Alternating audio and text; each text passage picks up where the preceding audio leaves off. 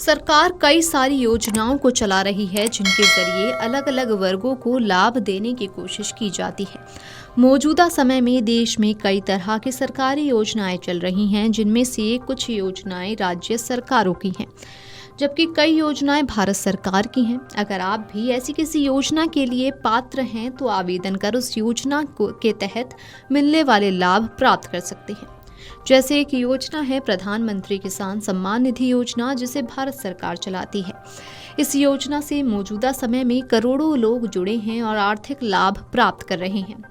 पर क्या आप भी इस पीएम किसान योजना से जुड़ना चाहते हैं? क्या इस योजना से जुड़कर लाभ प्राप्त करना चाहते हैं? अगर हाँ, तो आपको पहले ये चेक करना होगा कि क्या आप इस योजना के लिए पात्र हैं भी या नहीं। तो चलिए अपनी इस वीडियो में हम आपको बताते हैं कि पीएम किसान योजना का लाभ किसे मिल सकता है और किसे नहीं। बात अगर पीएम किसान योजना के तहत मिलने वाले लाभ की करें तो इस योजना के तहत सरकार आर्थिक लाभ देती है। इस योजना के तहत लाभार्थियों को सालाना 6,000 रुपये देने का प्रावधान है और इस पैसे को 2-2 हज़ार रुपये की 3 किस्तों में दिया जाता है। अब तक योजना के तहत कुल 20 किस्त जारी हो चुकी हैं और हर किस्त में लाभार्थियों को 2,000 रुपये दिए जाते हैं।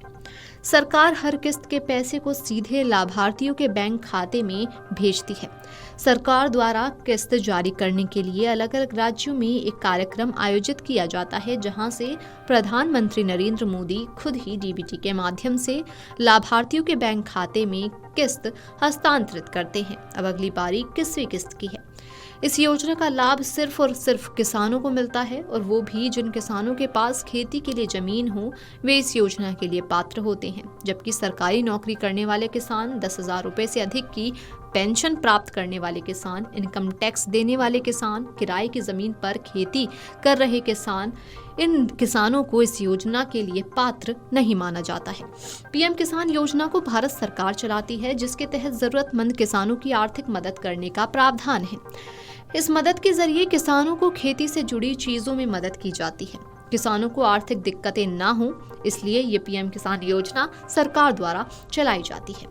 पीएम किसान योजना के अंतर्गत अगर आपको अगली किस्त का लाभ चाहिए तो आपको कुछ काम करवाने होते हैं। इसमें पहला काम है ई-केवाईसी का। दरअसल ये योजना का सबसे जरूरी काम है, जिसे किसानों को करवाना बेहद जरूरी होता है। अगर आप ये काम नहीं करवाते हैं तो आपकी किस्त अटक भी सकती है।